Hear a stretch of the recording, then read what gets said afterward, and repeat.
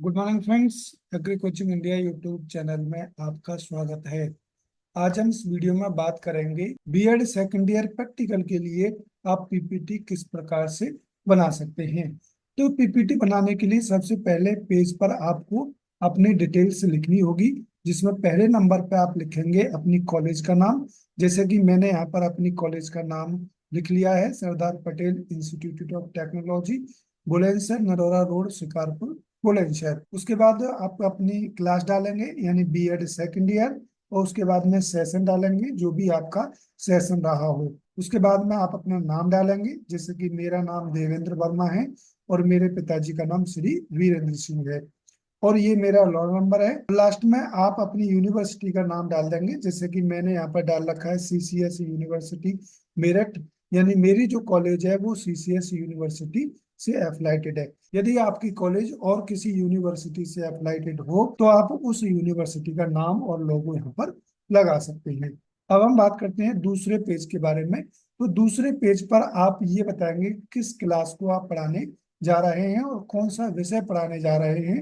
तो यहाँ पर आप अपना विषय डालेंगे। कई सारे लोग यहाँ पर गलती कर देते हैं, जैसे कि मैंने भी यहाँ पर गलती किया हुआ है। विषय का नाम है भौतिक विज्ञान शिक्षण शास्त्र, जिसको इंग्लिश में पेडागोजी ऑफ फिजिकल साइंस कहते हैं। तो आप बुक का फोटो लगा सकते हैं फ्रंट पेज का, जैसे कि मैंने यहाँ पर लगा रखा है। स्लाइड के आप नीचे लिखेंगे कि किस टॉपिक को आप पढ़ाने वाले हैं, यानी प्रकरण कौन सा पढ़ाने वाले हैं। तो जैसे मैंने यहाँ पर गति के नियम में पढ़ाने वाला हूँ बच्चों के लिए, तो मैंने प्रकरण यहाँ पर गति के नियम डाल रखा है।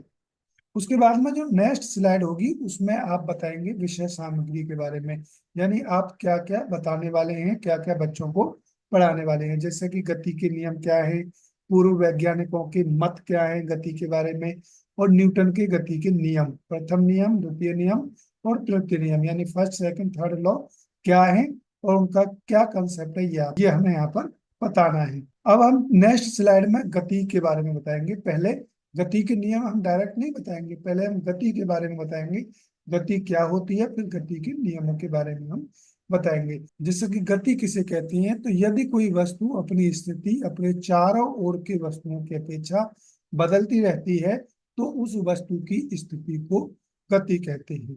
यहाँ पर गति करते हुए एक बच्चों का पिक्चर लगा रखा है, आप कोई भी और भी पिक्चर यहाँ पर लगा सकते हैं। नेक्स्ट स्लाइड में आप बताएंगे कि पूर्व वैज्ञानिकों के मत क्या थे गति के बारे में। जैसे कि गति के नियमों से पहले अरिस्टोटल ने गति के बारे में बताया कि किसी वस्तु को समान गति देने के लिए भराबल की आवश्यकता होती है। तो अरस्तु जी ने ये गति के बारे में कॉन्सेप्ट दिया था, जो कि बाद में फेल हो गया, तो जिसको हम अरिस्टोटल फैलेसी के नाम से भी जानते हैं। दूसरे वैज्ञानिक हैं गैलीलियो। गैलीलियो जी ने अरस्तु का जो कंसेप्ट था वो गलत ठहराया। इन्होंने बताया कि वस्तु जिस अवस्था में है उसी अवस्था में रहना चाहती है, जिसे जड़त्व का नियम कहते हैं। तो ये जड़त्व का नियम ही गति के नियमों का बेसिक आधार है।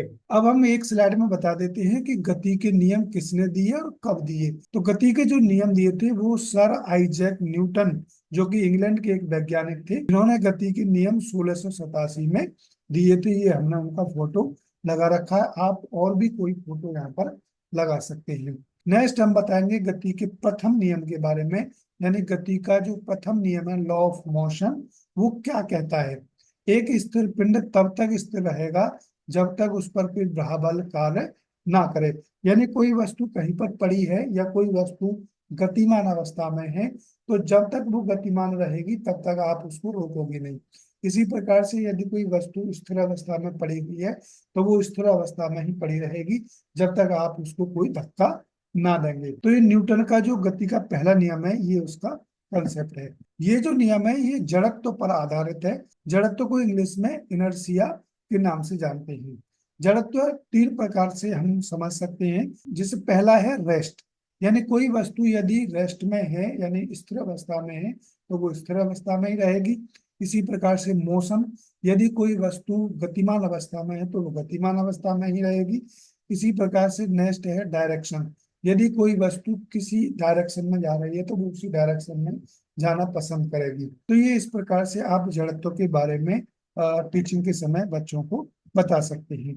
इसी प्रकार से आप गति के दूसरे नियम के बारे में बताएंगे, और दूसरे नियम का क्या कंसेप्ट है ये भी आपको बच्चों को बताएंगे। इसी प्रकार से आप गति के तीसरे नियम के बारे में भी बताएंगे।